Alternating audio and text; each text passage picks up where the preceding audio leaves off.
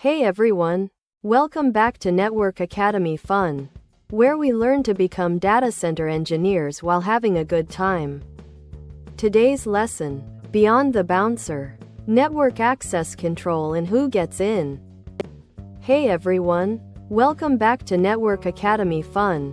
Today, we're diving into a topic that's super important but often feels a bit, well, guarded. Think of your network like an exclusive club, right? You can't just waltz in. We need someone checking IDs at the door, a super smart digital bouncer.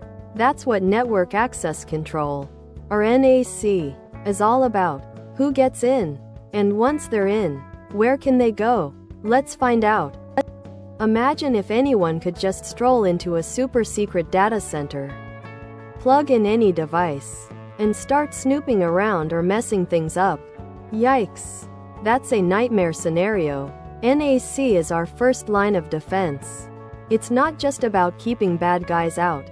It's also about making sure legitimate users and devices don't accidentally wander into places they shouldn't be. Protecting our precious data and keeping the network running smoothly. No unauthorized dance-offs in the server room. So, what is *NAC? At its core, it's a security solution that defines and enforces policies for devices and users trying to access a network. It's often boiled down to AAA. Authentication, authorization, and accounting. Sounds fancy, right? But it's actually super logical. Think of it as 3 friendly questions your bouncer asks. 1. Who are you? 2. What are you allowed to do? 3. What did you do while you were here? Let's break those down. First up, authentication. This is where the bouncer checks your ID. Hey, is that really you, Bob?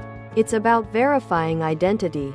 This could be your username and password, the classic ID, a special certificate on your laptop, like a VIP card, or even something cooler like multi-factor authentication, MFA, needing your password and a code from your phone, like showing your ID and signing a guest book. If you can't prove who you are, you're not even getting past the velvet rope. Alright, you've passed the ID check. Authentication. Now, for authorization. Just because you're in the club doesn't mean you can go everywhere, right? Are you a VIP with access to the exclusive lounge? Or just chilling in the general admission area? Authorization determines what resources you're allowed to access on the network. Maybe regular employees can only access certain file servers, while IT admins can reach everything. NAC makes sure you only go where you're cleared to go, preventing any accidental or intentional mischief. Finally, accounting. This isn't about counting money, but about keeping a record of who did what, when, and where. Think of it like a security log or a super detailed guest book. It tracks things like when a user logged in, what resources they accessed, and when they logged out. This isn't to be creepy. It's super important for security audits, troubleshooting, and understanding network activity. If something goes wrong, we can look back at the accounting ledger and figure out what happened. It's like security camera footage, but for your network, just for network security. Promise. So how does all this AAA magic actually happen? It often involves a standard called 802.1x. When a device tries to connect, it's called a supplicant. The authenticator, often a network switch, acts as our bouncer and talks to an authentication server, like a Radius server. The server says, "Yep, this device user is legit and gets this set of permissions." It's an invisible dance between these components, setting up an immediate force field around your network. All this happens in milliseconds, making sure only trusted devices play on our network playground.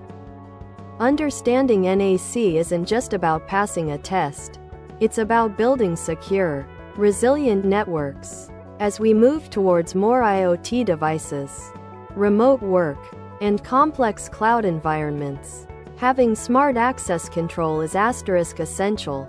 It helps prevent data breaches, ensures compliance, and keeps everything running smoothly. It's a cornerstone of modern network security.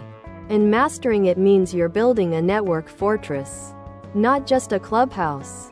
Super cool, right? Thanks for watching. If you found this helpful, make sure to subscribe to our channel and hit the like button.